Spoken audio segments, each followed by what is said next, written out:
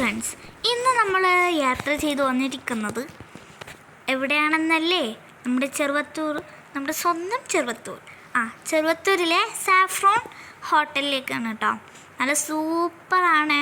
നിങ്ങൾ ആരെങ്കിലും ഇവിടെ വന്നിട്ടുണ്ടെങ്കിൽ പറഞ്ഞേക്കണേ, കമൻറ്റ് ബോക്സിൽ പറഞ്ഞാൽ മതി. അപ്പം ഫസ്റ്റിന് ഞാൻ കയറി. ഇവിടത്തേക്ക് ഞാൻ രണ്ടാമത്തെ പ്രാവശ്യമാണ് വരുന്നത്. അതിന് ശേഷം ഞാൻ വാഷ് ചെയ്തു കേട്ടോ കൈയൊക്കെ. അച്ഛനുണ്ട്, അമ്മയുണ്ട്, രണ്ടാളും ഉണ്ട്. ഓക്കെ,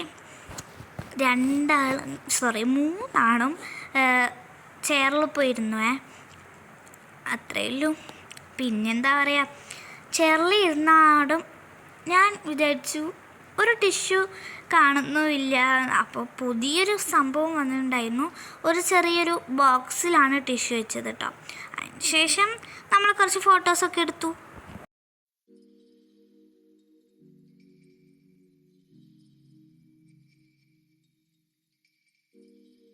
അതിനുശേഷം നമ്മളൊരു ഷവായി മന്തി ഓർഡർ ചെയ്തിരുന്നു. അതിൻ്റെ കൂടെ ഒരു ചില്ലി സോസാണെന്ന് തോന്നുന്നു, എന്താ പറയുക, ചില്ലി സോസും അതേപോലെ മയോണൈസും കഴിക്കാൻ കിട്ടി. അപ്പം നമ്മളിനി കഴിച്ചിട്ട് തരാം കേട്ടോ. അത് സൂപ്പറായിരുന്നു. പിന്നെ നമ്മളൊരു ബീഫ് കറിയും ബീഫ് റോസ്റ്റാ അങ്ങനെ എന്തോ ആയിരുന്നു. പിന്നെ പൊറോട്ടയായിരുന്നു വാങ്ങിച്ചിരുന്നത്. ഇത് ഇപ്പം എഡിറ്റ് ചെയ്യുമ്പോൾ കാണുമ്പോൾ ഒന്നും കൂടി കഴിക്കാൻ തോന്നുന്നു. അങ്ങനെ അതും കൂടി കഴിച്ച് കുറച്ച് എല്ലാം ആയിട്ടുണ്ട്. നമ്മൾ ഫുഡ് കഴിച്ച് കഴിഞ്ഞിട്ടുണ്ട്. ഇനി കുറച്ച് മധുരമാവാമല്ലോ. അപ്പം അമ്മയും അച്ഛനും 2 ലൈം ടീ വാങ്ങിച്ചിരുന്നു. ഞാനൊരു ഗഡ്ബഡ് വാങ്ങിച്ചു. ഒരു മാംഗോ ഐസ്ക്രീം, ഒരു വാനില ഐസ്ക്രീം. നല്ല തണുപ്പായതുകൊണ്ട് തന്നെ നല്ല എന്താ പറയുക, ഭയങ്കര ഒരു തണുപ്പ് ഫീൽ ചെയ്തു കേട്ടോ. ബട്ട് നല്ല രസമുണ്ടായിരുന്നു. ആ ഒരു ഫ്രൂട്ട്സും ഒരു സലാഡ് പോലെ തന്നെയായിരുന്നു. പിന്നെ ഐസ്ക്രീം, ഫ്രൂട്ട് സലാഡ് പോലെ ആയിരുന്നു. അതിനുശേഷം നമ്മൾ ഫുഡൊക്കെ കഴിച്ച് കൈ വാഷ് ചെയ്ത് പുറത്തിറങ്ങി. അപ്പോൾ നിങ്ങൾ സാഫ്രോണിൽ വന്നോന്ന് അറിയിക്കണേ. വന്നിട്ടില്ലേ എന്തായാലും വരുകയും ചെയ്യണം കേട്ടോ. അത് സൂപ്പർ റെസ്റ്റോറൻ്റാണ്.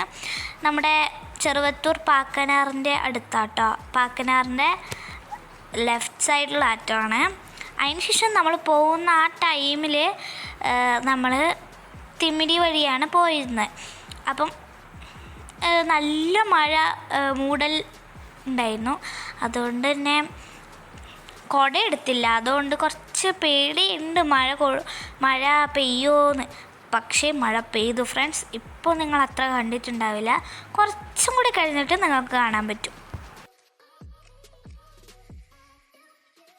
കുറച്ച് ദിവസം മുന്നേ വരെ ഈ പാടത്തൊക്കെ ഈ പാടത്തും ഈ റോഡിൽ ഫുള്ള് ഒരേപോലെ വെള്ളവും കെട്ടി നിന്നുണ്ടായിരുന്നു. ഇപ്പം ഒന്ന് കുറഞ്ഞ് അടിയിലോട്ട് പോയതാണ് കേട്ടോ.